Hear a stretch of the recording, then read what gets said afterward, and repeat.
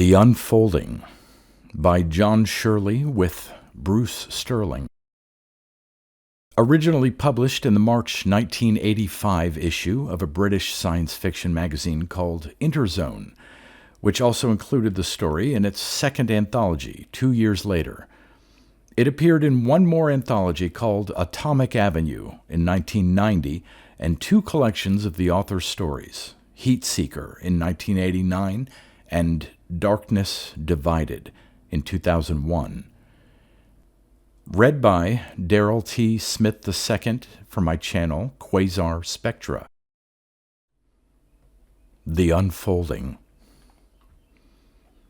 Philip Bryson was having ghost image problems with his new eyes. Twice that week, he'd seen pink ballerinas gliding through his private office, pirouetting through the walls and floors. "Happens sometimes," said the Medimagic repairman, tinkering with Bryson's eye socket. "Now, next time you want to watch till you see what channel you get, see? And then we can insulate it better. If we know what channel's getting through, see? Making those ghost images. That's a new model, see? Still got bugs in 'em." "This had better not happen again," Bryson said.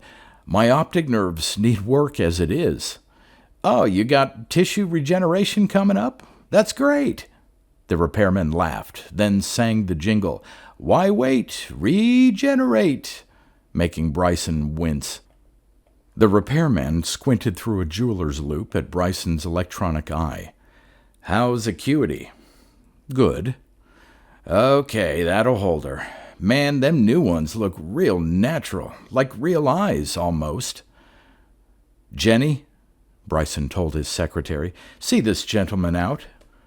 He watched the man go, thinking, illiterate thug, learned his craft by video. Bryson hated illiterates. The Unliterates Liberation Front, LIBERASHUNFRUNT, had blown Bryson to pieces with a fragmentation bomb during the labor riots of 2057. The new regeneration techniques had saved his brain, his spine, and his genitals. His face had come through intact except for the eyes, but most of Bryson's natural body had been so riddled with shrapnel that it had been cheaper to scrap it. Now Bryson had constant maintenance problems with his paper lungs, his zeolite spleen, and his plastic intestines. He had smooth, sensitive protoplastic skin, though, and most of his hair. He rarely made whirring or clicking noises, and few people knew he was a cyborg. "To hell with unions," he told Jenny. "Next time I have a malfunction, I want a Meditech repair bot in here with the sharpest software available." "Very well, sir," said his slender, pale plastiflex secretary. "Plastiflex makes them good. A plastiflex employee hardly ever needs repairs." She was programmed to agree with him. Bryson was mollified.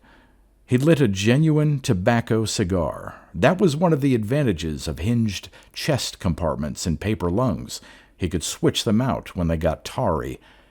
He decided to test his new eyes on the New York skyline. The view from the Bryson Pharmaceuticals building was superb, but his old model eyes had been a trifle nearsighted. He touched a button on his wristwatch, and the floor-length window curtains began to roll aside. He looked at Jenny. "I suppose illiterates have to work," he allowed generously, "but that doesn't mean they have to work on me. If someone's going to mess with my hardware, I want a mechanism with something on the ball, not some half-trained union yobbo." He broke off, staring out the window. Something was hanging in the sky, outside. He gaped. The thing in the sky was huge and perfectly formed and monstrous. Something unprecedented happened in Bryson's mind then. Gazing at the anomaly floating in the sky outside his window, he had a kind of mystic interior vision. He seemed to view the whole scene, including himself in his office, in a sudden, overwhelming wave of insight. He saw Jenny, his elegant robot factotum, standing at her sweeping, translucent desk, her right hand resting on the off-white hump of the software console. Her shift, the same translucent azure as the desktop, clung to her model-esque curves. Her long, wavy black hair was glossy in the light from the window wall. Standing against the afternoon's bluish light, she was a silhouette stroked from the brush of a Japanese print artist.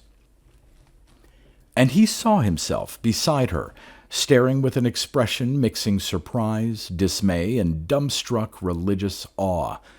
He was a stocky, lean-faced man who'd allowed his shoulder-length hair to silver at the temples, enhancing his gray eyes, his argent gloss lipstick, and the cosmetic silvering in the hollows of his cheeks. Those tones of gray and silver complemented his semi-silk maroon jacket and side-slit short pants. He saw the wide blue-and-white office with its scattering of antique Fiorucci chairs dominated by the bold metal sculpture on one wall, and he saw the glowing monstrosity outside the panel windows. The word monster, he remembered suddenly, had originally meant an omen. The monster, the apparition, the omen, was an enormous, solid-seeming, three-dimensional projection of a DNA molecule, the double-helix of deoxyribonucleic acid. Hundreds of yards long, it was intricately kinked and knotted. It rotated slowly. With his pharmaceutical training, he recognized parts of its chemical structure. Adenine, thymine, cytosine, and guanine, bright lumps of varicolored atoms that linked the helical axes. It shimmered in sharp primary colors against the cloud-flecked late-afternoon sky. It turned slowly, squirming half a mile above the dozen spires striking through the roof of solar power panels covering most of Manhattan. It couldn't be an advertising gimmick. A hallucination? Jenny, you see that, thing hanging in the sky? The DNA model, she said, nodding. I see it, sir. Any notion why the hell it's there? She hesitated. Bryson frowned, thinking, she's never hesitated on an answer before. Is she breaking down? He didn't want to mention it to her. It was impolite to refer to a robot's malfunction in front of it. Sometimes it caused ugly scenes. Philip, she began. She'd never called him by his first name before. Philip, you're not supposed to be able to... She broke off, pursing her lips. That's it, he thought. She needs repair. Jumping the track. The weird scene outside must have unhinged her. She lacked human flexibility, Bryson thought with smug pity. It seemed a shame. She was normally so much more dependable than a human employee. Smarter, faster, sexier. Bryson went to the window. He stared at the immense DNA replica. It cast no shadow, which argued that it was a projection, or a ghost image in his artificial eyes. But if that were true, he should see it everywhere he looked. Jenny saw it, but her eyes were artificial too. For some unfathomable reason, the sight of the macrocosmic DNA, huge and luminous over the city, stirred sexual arousal in him. It was like some great coiled budding worm of life, an avatar of primordial Eros. It was unraveling slightly at one end, splitting into an open-thighed chromosomal clump. He looked sidelong at Jenny. He'd given up on human women since he'd been rebuilt, but Jenny had the programming and hardware to do it right there on the carpet, right there in front of the cartoon-bright molecular icon brooding in fluorescence over the humming city. The console buzzed. Jenny answered it. Bryson breathed deeply, filling his paper lungs with air. "It's Garson Bullock," she said. "Again?" Bryson said distractedly. Bullock was the federal inspector from the Labor Relations Board. He constantly harassed Bryson about the number of robots he employed. "I suppose we have to let him in," Bryson said. "Besides, I want to know if he can see this." Bullock saw the DNA apparition. He stopped dead in the doorway. His squarish, craggy face was full of reverence. Bullock was an ugly, big-pored, flat-nosed man.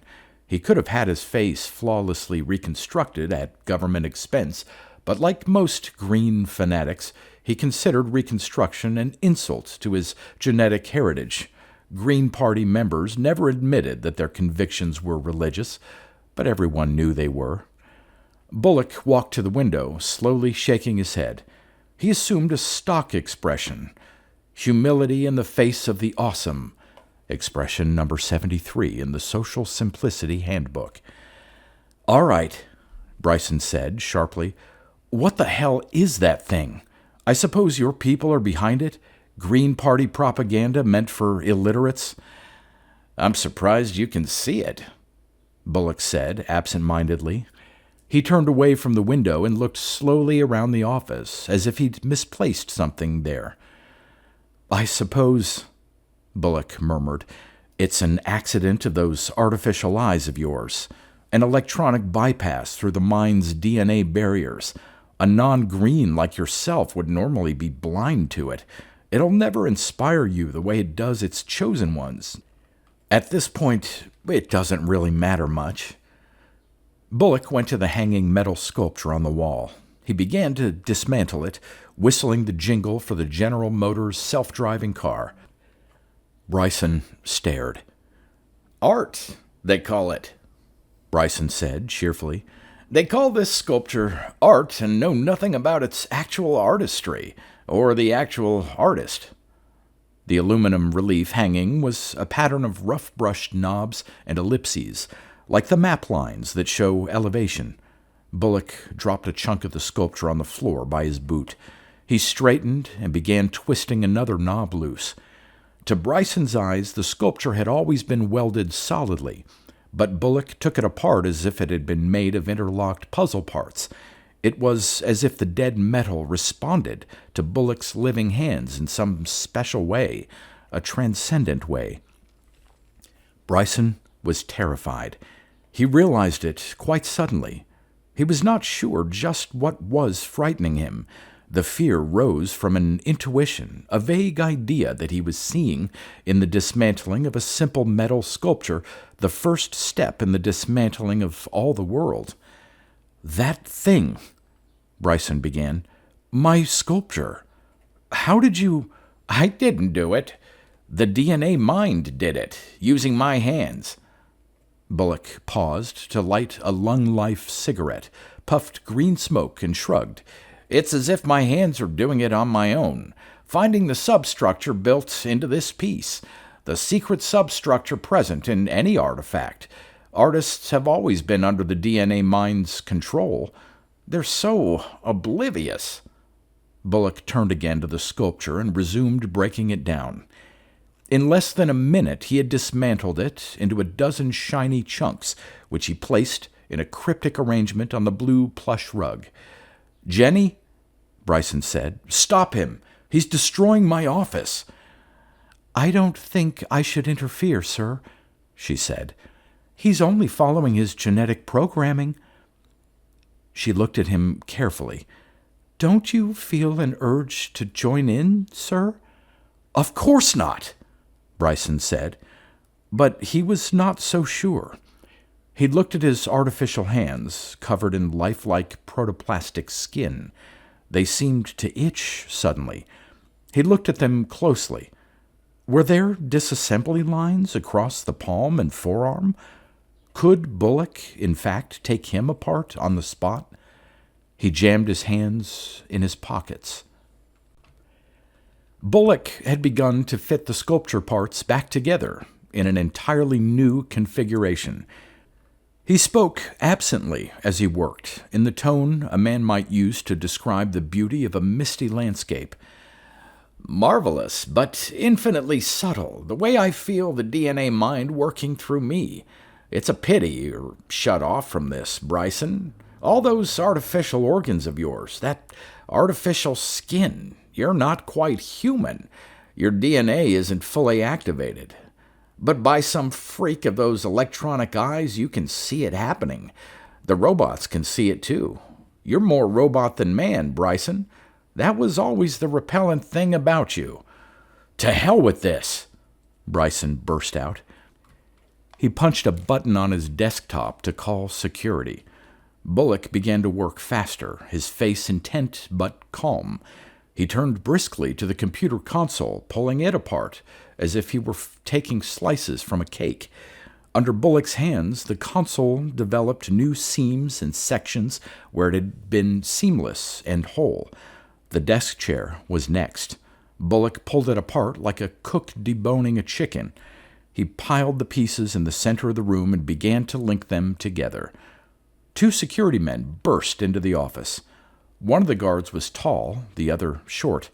They wore one-piece gray jumpsuits, shoulder-patched, with Bryson corporate insignia.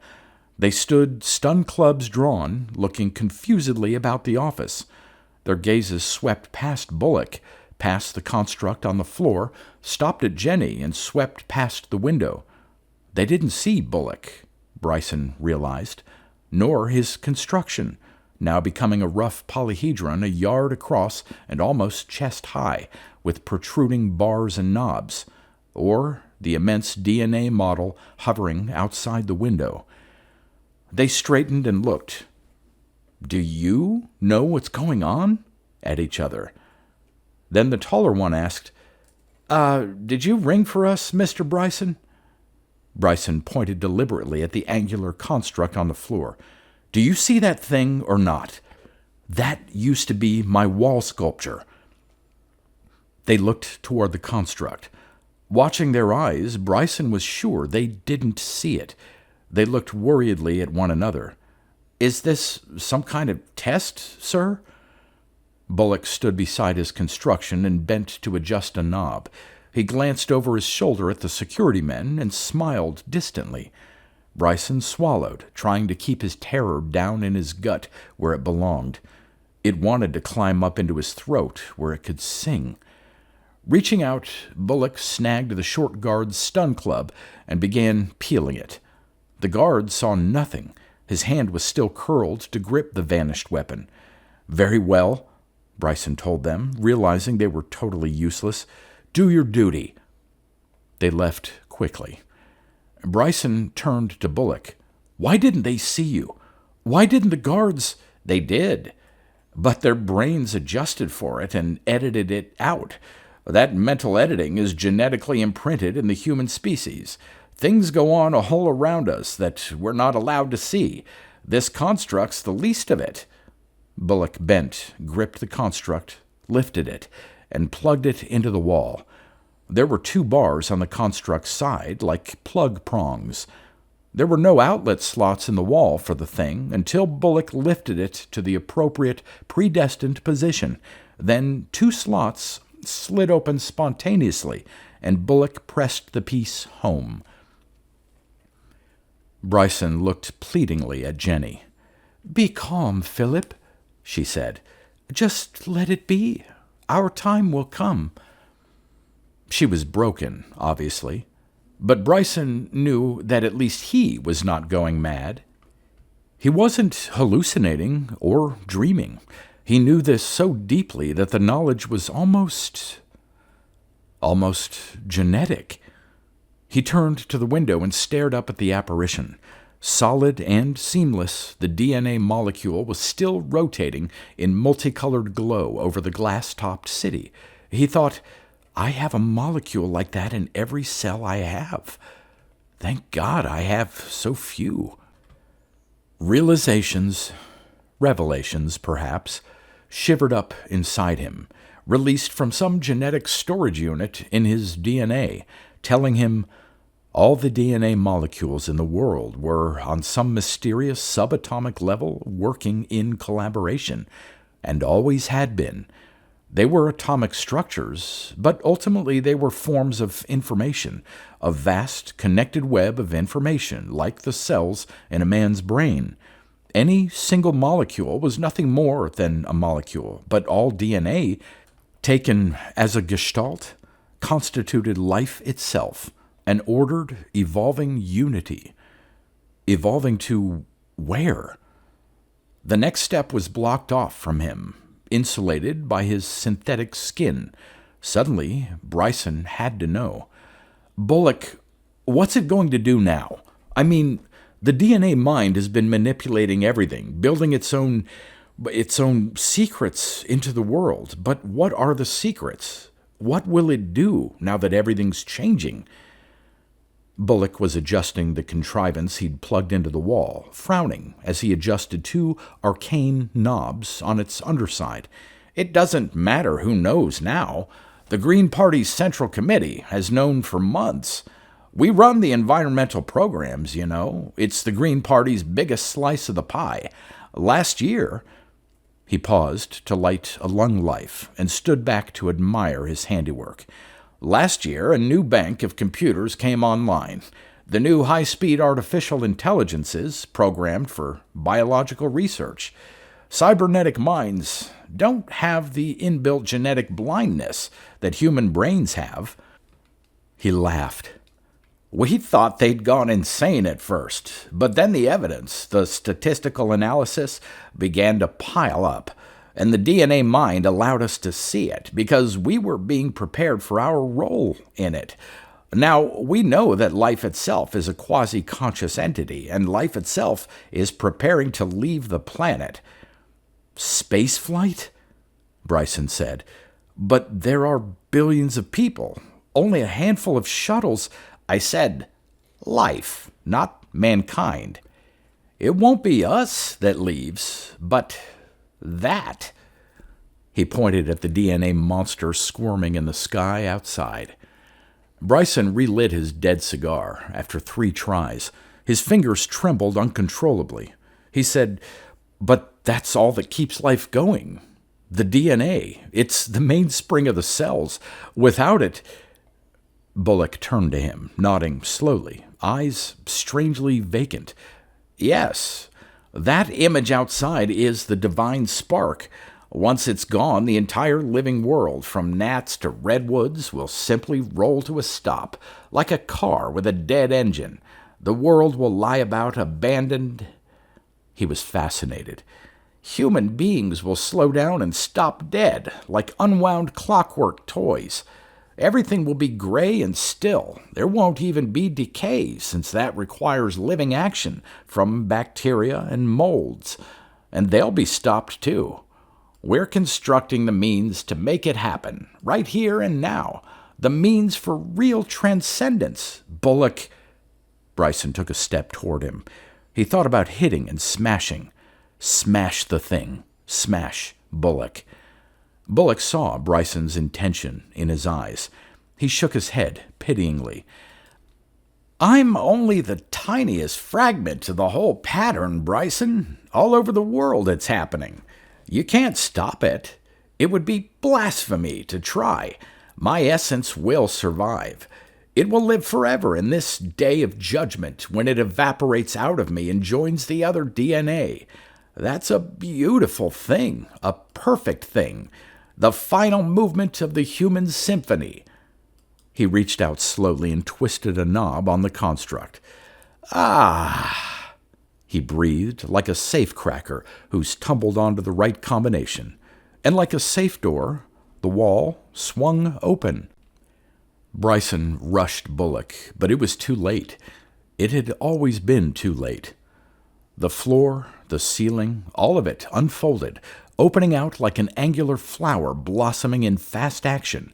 Bryson was thrown to his knees by the shifting floor. The office was altering its shape, coming apart in origami folds and accordionings, the floor wheeling like a funhouse turntable under Bryson's feet, the walls swiveling on hidden hinges. Bryson shouted convulsively and grabbed for Jenny, seizing her warm plastiflex arms in a panic grip. She helped him to stand, and then they were soaring upward. Bryson clamped his eyes shut, expecting to die. There were creaking noises. A sudden wind whipped his jacket lapels and goosebumped his bare calves. Shaking, Bryson straightened and looked around. They were on the roof. April sunshine seeped into solar power panels on the interlinked roofs below. The solar panels had vanished from his own building and from the tops of 4 other buildings jutting from the glass and metal carapace over Manhattan's upper malls. He stared. One of those buildings was the old Chrysler Building, preserved as a landmark. The pyramidal, down-curved terraces of its steep pinnacle began to open, spreading new, silvery arms. The DNA monster was directly overhead. It looked as big as a battleship. Suddenly, Jenny gripped his arm and pointed. From the west, over the mainland, a dozen more were approaching, like an armada of twisty, multicolored zeppelins. "Watch the people, Philip," she said, conspiratorial. "Let me know if you feel yourself slowing down." On the more modern, squarish building to his left, men worked busily on a rack of polyhedral constructs, linking them up, constructing more from dismantled parts of the building, standing back to examine them, making minor adjustments.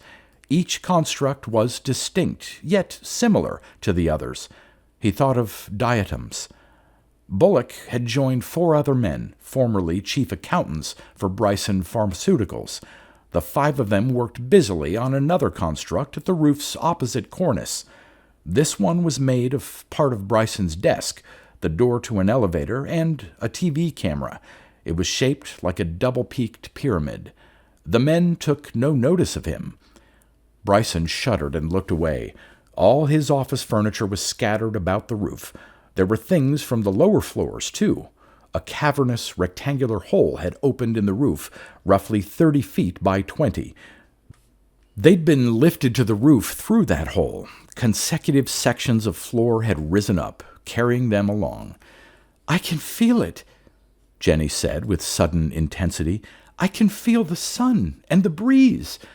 There were flowers in the park today, soggy colored things. It's finally happening. All the wet things, grass, trees, animals, people, they're emptying themselves, emptying their DNA." She turned and smiled.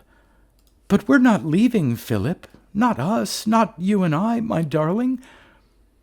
There was a strange new fierceness in the smooth lines of her plastiflex face. It was different than the parody of passion she displayed in sexual programming. There was a clumsiness, a spontaneity that alarmed him.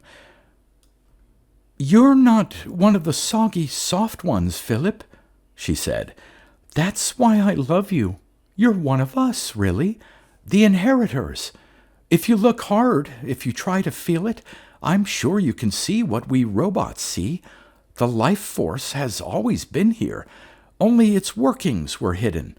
It worked through human beings who didn't know what they were working on, through chemists who discovered chemistries they didn't know about. Unknown hinges were built into the walls and floors, into the sidewalks. We could always see them. We knew, and we waited." "Why didn't you tell us?" Bryson demanded. "Don't say us when you're talking about them," she said. "Why should—" He couldn't hear the rest. The constructs were howling with long, ululating cries, like the warble of reptilian throats from some Jurassic swamp.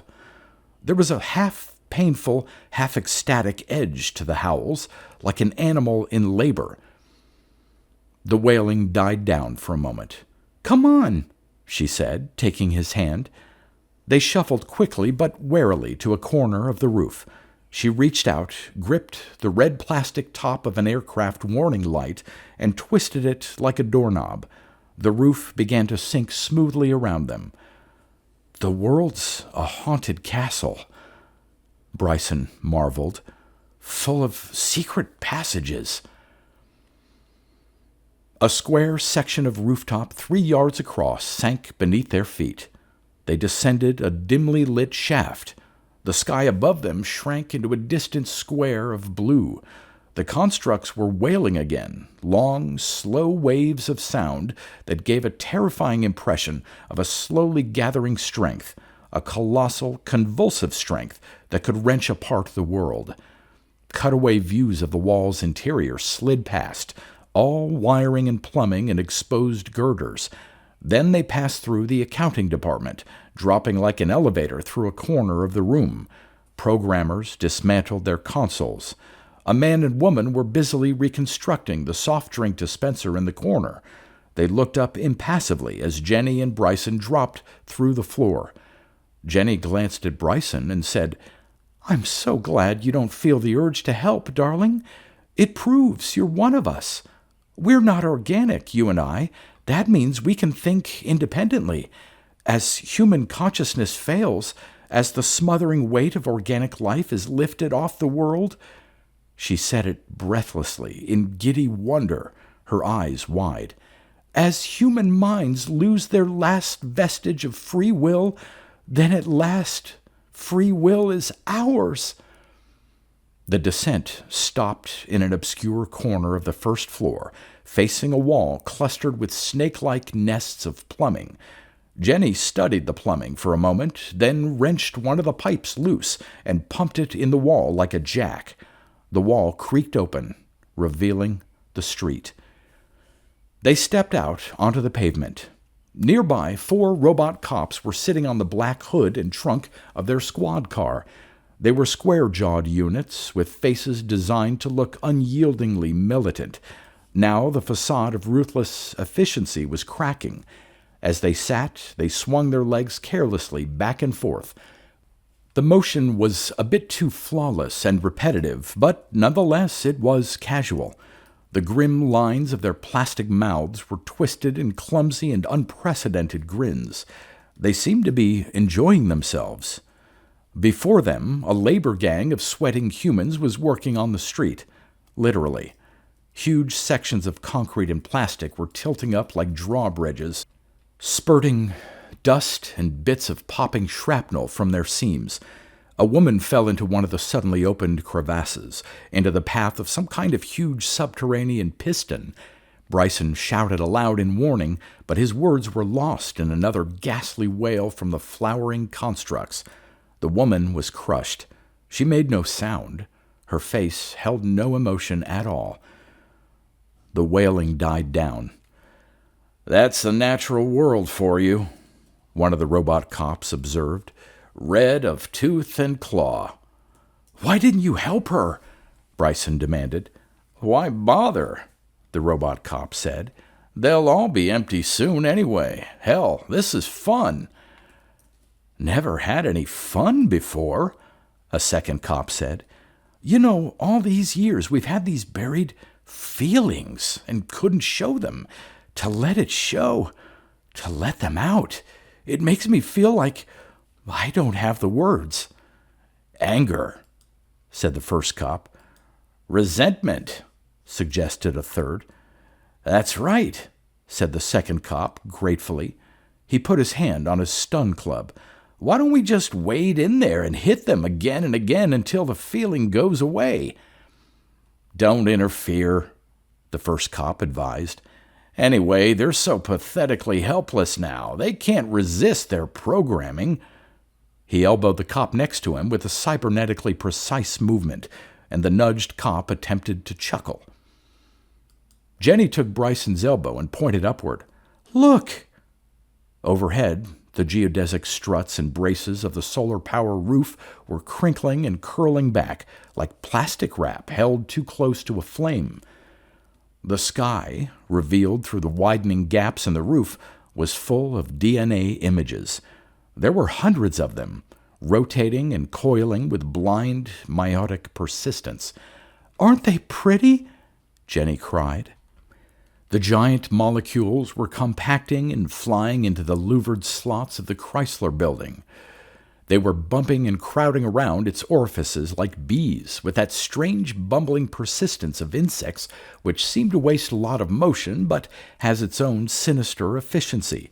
Within a matter of moments, the last glowing blob of genetics had slipped inside, and the expanding louvers began to close. The movement in the streets stopped suddenly.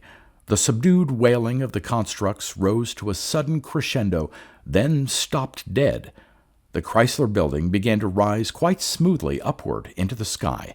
As it cleared the surrounding buildings, Bryson saw that its base was one fantastic encrustation of constructs, a massive concretion, like a coral reef. In the preternaturally clear light, he saw the teeming and twitching movements of the incrustation, the frenetic and determined motions of every organism that had ever leaped or crawled or buzzed, packed into a critical mass of biotic energy. It grew smaller. It grew smaller. It was gone. Where is it going out there? Bryson wondered aloud. Deep space, Jenny said. There are other worlds, lifeless places calling out for it. She wrinkled her nose. I'm glad we're here with our own world. She squeezed Bryson's arm. He was staring at the people in the streets. They had the slack faces of idiots. Most simply sat down on the spot, staring blankly at the hollow apocalypse around them. Buildings were eviscerated. The inert panels and facets of constructs jutted from the walls of the gutted structures like hanging gardens of plastic and steel. As Bryson watched, people began to pour out of the buildings, dropping from the upper windows to the pavement below. They seemed almost to drip as they clung and fell, like poisoned wasps falling in gouts and masses from their nests. Oh, this isn't nice at all, Jenny said. She held Bryson's arm lovingly, in a grip that was all spring steel and ceramic just below the skin. Let's get away from all this, darling. Someplace where the two of us can be alone. It was a low-key world. The robots were an easygoing lot. After their initial outpouring of passion, they quieted. The passions they felt now were vague, like shadows of human feelings. They lacked the innate drives of the biological animal, reproduction, hunger, mortality. They lacked mankind's monkey-like urge to tamper and his devouring curiosity. They seemed content to mull about the world in a genial haze of procrastination, playing status games and bragging about their software. They had a few long-range problems to keep them occupied. The world's oxygen was failing with the death of photosynthesis. The new atmosphere factories would take care of that. In the meantime, Bryson was still breathing. There were enormous stores of food left. There were even a few humans. Some status-conscious robots had taken on humans as household servants. With a cranial jack, a pacemaker, and a whole series of internal prods and monitors, a human body could be biochemically forced to shamble about and carry out simple commands. Bryson and Jenny spent most of their time in the Adirondacks, in a honeymoon cabin on the shores of Ragged Lake. The air smelled of nothing in particular. Undecaying trees stood in piney rows, their needles turning grayish and waxy. They were not rotting, but storms and rain were literally wearing them away, and the lake waters were slowly souping over with a pristine scum of blow-off needles and cracked-off branches. Sometimes Bryson would surreptitiously barbecue and eat one of the legions of fresh, dead fish that littered the shores. He didn't like Jenny to see him eating. Eating wasn't the sort of thing that one did nowadays. Sooner or later, they would have to return to the city. That was the new world. Bryson had accustomed himself to the idea, to the hard shock of that new mechanical life, that electronic ecology, and its painful impact on his outdated brain. Machine life moving like escalators, Bryson thought, leaning his feet on the porch railing and filling his paper lungs with cigar smoke. Yes, escalators. Noticed it when I was a kid. That weird fluidity escalators have. All those steel steps, those hard, shiny metallic parts working so well together that the escalator seemed paradoxically graceful, fluid as a slow-motion waterfall. The whole world was like that now. Bryson believed now that the organic world had not so much left as been pushed off. There was not room on one planet for two entirely different systems of organization. The old had made way for the new. The robots assumed, just as the humans once had, that they were the lords of the new creation, and yet Bryson had seen electrical transmission towers striding tall and cool across the mountain landscape at twilight. He had seen abandoned autos, their headlights furtive and hooded, gathering in buffalo herds around the near-deserted cloverleafs in the valley below. Bryson knew it was a sign. When his organic brain looked upon the new creation, he had an insight that no robot mind could grasp. They were not allowed to grasp it. A new, imminent will was loose upon the world, organizing dust into that which moved and saw and acted. Signs and portents filled the steel-gray sky, the enormous chips of microcircuitry, huge flat plateaus of impossibly complex silicon hovering and flitting above the humming city, the monstrous omens, the machine DNA that only he could see.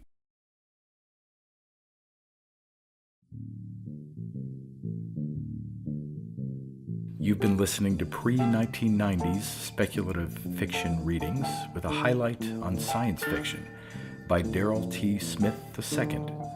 Please consider clicking the donation link in the description box. Thank you so much for your time and your imagination.